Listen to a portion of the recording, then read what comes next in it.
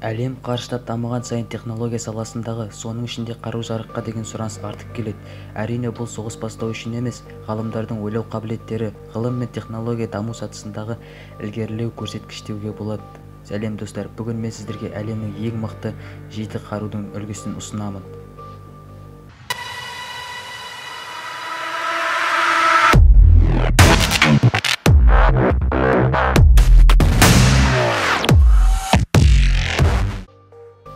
Moab GBU-43. Бұл жарылғыштың екінші атауы барлық жарылғыштың анасы.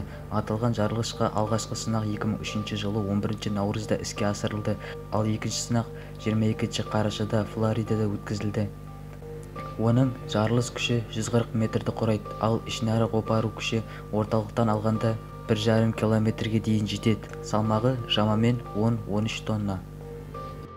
Осындай жарылғыштың біреуі Иракқа жіберілген, бірақ олар оны бір ретте қолданбаған. Алғаш рет жарылғыш зат әскери тұрғыда 2017 жылдың 13 сәуірінде Ауғанстанға тоннельдер кешеніне тасталған. Нәтижесінде тоннельде орналасқан басты қорғаныс жойылған және 90 әскери адам қаза тапқан, деп мәлімдеген Ауғанстанның қорғаныс министрлігі. Соққы кезінде ешқандай тұрғын зардап шекпеген. Фуаб.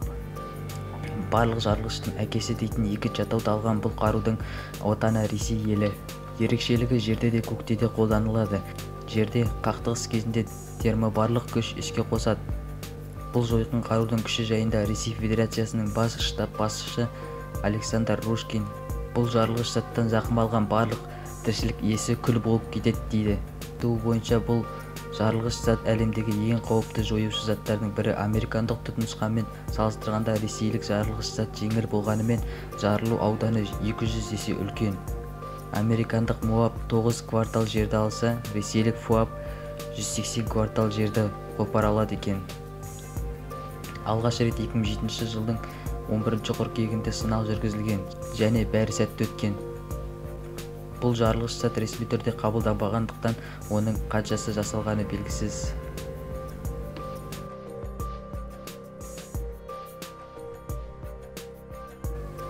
AN-602.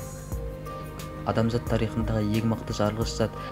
Жарылғыш қуаты 58 мегатоннаны құрайтын термоядрлы жарылғыш зат жарылғыш патшасы деп аталады. Оны жасау үшін 7 жылда кеткен. 1954 жылдың күзінен бастап 1961 жылдың күзіне дейін жасаған. 1959 жылдың басынан 1960 жылдың соңына дейін 2 жылдық үзіліс жасаған. Алғашқы тәжірибе 1961 жылы 30 қазанда жүрген. Тәжірибе нәтижесінде жарылғыштың ауданы 4,16 километрге дейін жеткен. Ал жарылыстан пайда болған саңырауқұлақтың биіктігі 67 километрге дейін жеткен. Қалпақшасы, яғни үстіңгі бөлігі 95 километрді құраған. Дыбыстық толқын 800 километрде орналасқан Диксон аралына дейін жеткен. Немец үлгісіндегі әуе атқыштарды тасушы. Әуе атқыштарын тиеуші кеменің үлкен 2 ядролық реакторы бар. Салмағы 106 тоннаны құрайтын әлемдегі ең үлкен кеме болып саналады. Бұл кеменің басты мақсаты әуеден соққы және басқа кемелерге қарсы тұру.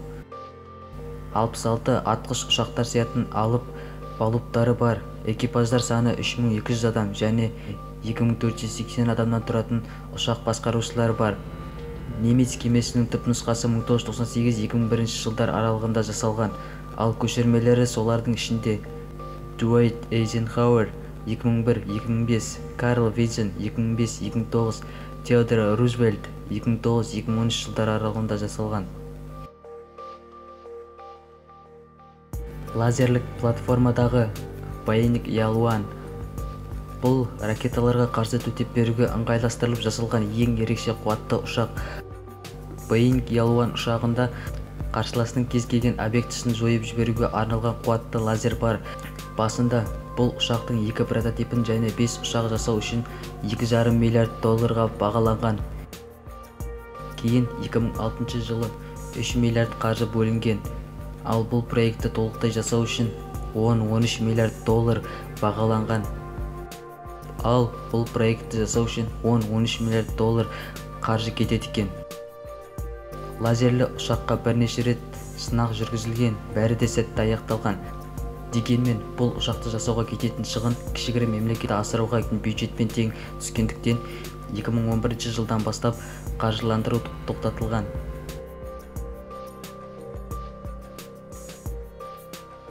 Z-Trident екінші нұсқасы.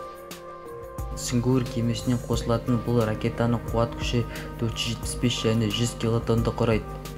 Бұл іске қосылған жағдайда түсу нысаны үшін өте қауіпті. Ең алғаш ұшыру тәжірибесі 1987 жылдың қаңтар айында жүргізіліп, 1989 жылға дейін жалғасқан. 1988 жылға дейін 15 ракета ұшырылған. Солардың ішінде 11-і сәтті аяқталса, біреуі орташа, қалған екеуі сәтсіз аяқталған. Көп бөлігі сәтті аяқталса да, сәтсіз болған ұшыру тәжірибелерінен әртүрлі қателіктер кеткен.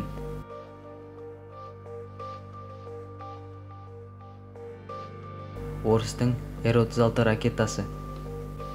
Орыстың бұл ракетасы жарылғаннан кейін айналасындағы атмосферада ұзақ уақыт бойы ядролық қарудың әсеріне пайда болатын улы газды таратып тұрады. Р-36 ракетасы 1962 жылдың 12 мамырында КСР заманында құрастырылған. Бұл ракета 1966 жыл 85 рет тәжірибеден өткен, оның 14-і бас тартқан. Ең алғаш сынақ жүзінде 1968 жылдың тамыз айында жүргізілген. 1968 жылдың соңына дейін дәл осындай 4 сынақ жүргізіліп, бәрі сәтті өткен. Бірақ та осы қаруларды ешқашанда соғыс ретінде қолданбасын деп тілейік. Ал бүгінге осы, сіздермен бірге болған мен FT Fury Clickbait каналынан. Видеоны лайк басыңыздар, каналға тіркелуді және достарыңызбен бөлісуді ұмытпаңыздар. Аман сау болыңыздар.